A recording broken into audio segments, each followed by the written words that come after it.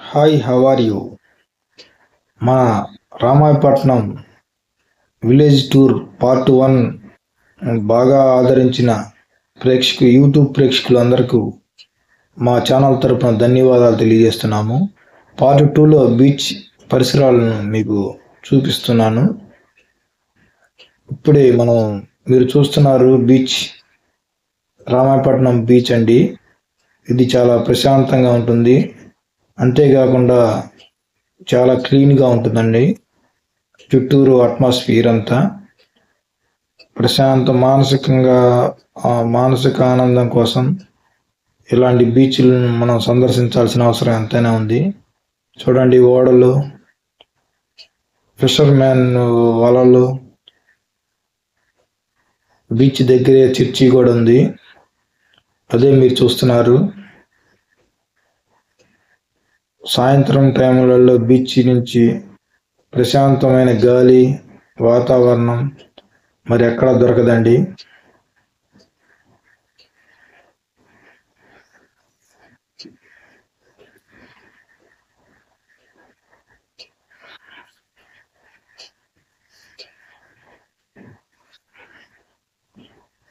ఇది జాలర్లు ఉండే కాలనీ అండి.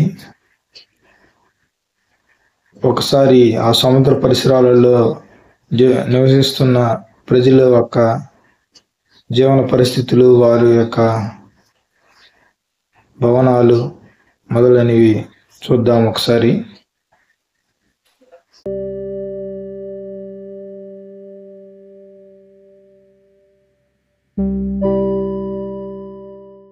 ఇవి ఆ జాలర్లు ఉండే కాలనీలండి. ఇక్కడంతా వాతావరణం ప్రశాంతంగా ఉంటుంది. ఎటువంటి శబ్దాలు, ధ్వనులు ఏమి ఉండవు. ప్రశాంతంగా ఉంటుంది ఇక్కడంతా వాతావరణం. చూడండి, భవనాలను, పెద్ద పెద్ద బిల్డింగ్లు నిర్మించుకొని ఉన్నారు.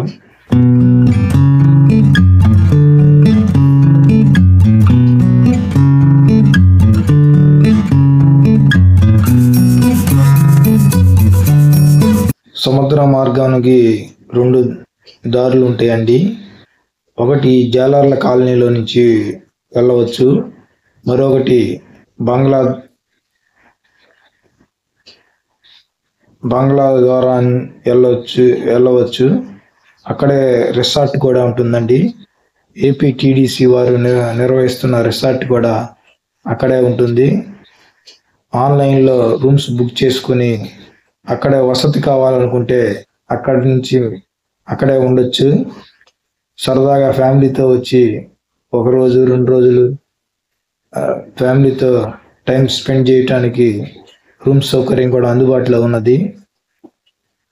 ఇదిగోండి, చర్చి ఒకటి మీరు చూస్తున్నారు. అలానే ఇది బకింగ్హామ్ కెనాల్ అండి. అలానే ఇది కొత్తగా నిర్మించిన కాంక్రీట్ రోడ్ అండి.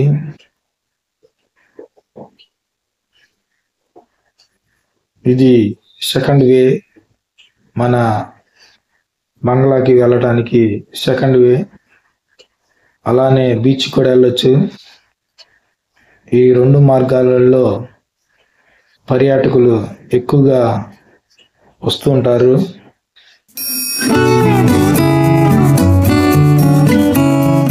ఇక్కడ మనం చూసినట్లయితే 2 హ్యాచరీలు వస్తాయి. ఆ హ్యాచరీలు దాటిన తర్వాత మనకి ఏపీటీడీసీ వారు నిర్వహిస్తున్న రెస్టారెంట్ రూమ్స్ వస్తాయి.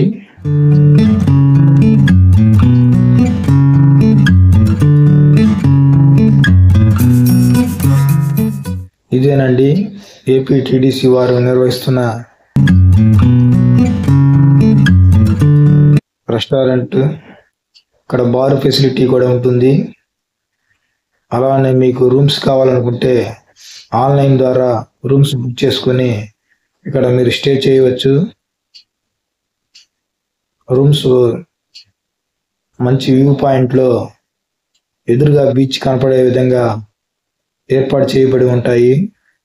కార్ పార్కింగ్ కూడా రూమ్స్ కిందే చేసుకోవడానికి అనుకూలంగా ఉంటుంది.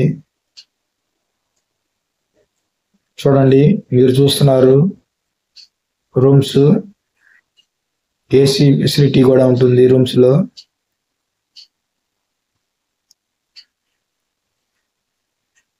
ఎదురుగా కారిడార్ నుంచి మనం బీచ్ చూడటానికి అనుకూలంగా ఉంటుంది.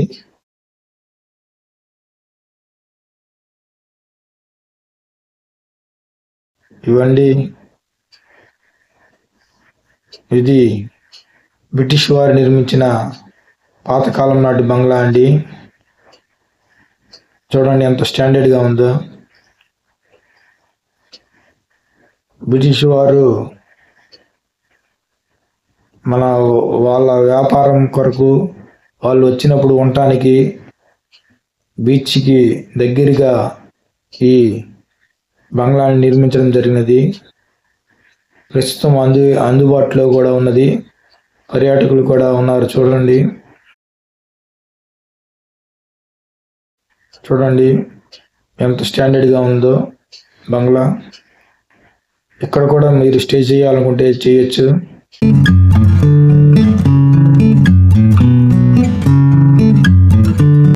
ఇది మంచి మిట్ట మధ్యాహ్నం సమయం కాబట్టి పర్యాటకులు ఎవరు మనకు కనిపించడం లేదు. మామూలుగా అయితే ఉదయం సాయంత్రం వేళల్లో పర్యాటకుల తాకిడి కొంచెం ఎక్కువగానే ఉంటుంది.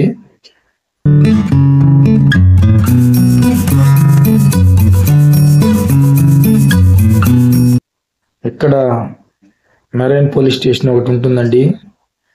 ఏవైనా అనుకోని ప్రమాదాలు సంభవించినప్పుడు పోలీసు వారు అక్కడ ఉన్న వారిని రక్షించడానికి మెరైన్ పోలీస్ స్టేషన్ కూడా ఏర్పాటు చేసి ఉన్నారు గవర్నమెంట్ వారు.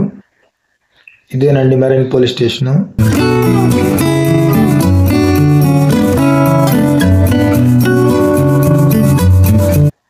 వీళ్ళు పర్యాటకులండి,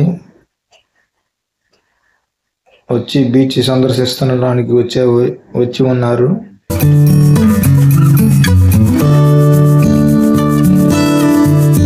చూడండి బీచ్, ఇది రెండవ మార్గం అండి బీచ్కి.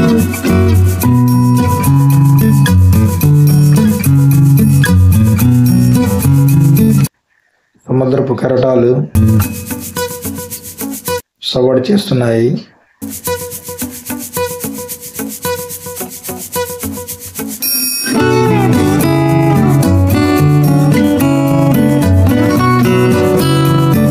ఉదయం సాయంత్రం వేళలలో బీచ్ని చూస్తుంటే మనసుకు ఎంతో హాయిగా ఉంటుంది.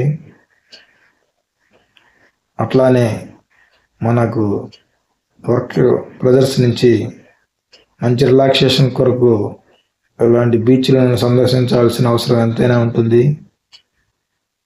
ఫ్యామిలీతో పిల్లలు స్విమ్ చేస్తూ ఎంజాయ్ చేయడానికి కూడా బాగుంటుంది.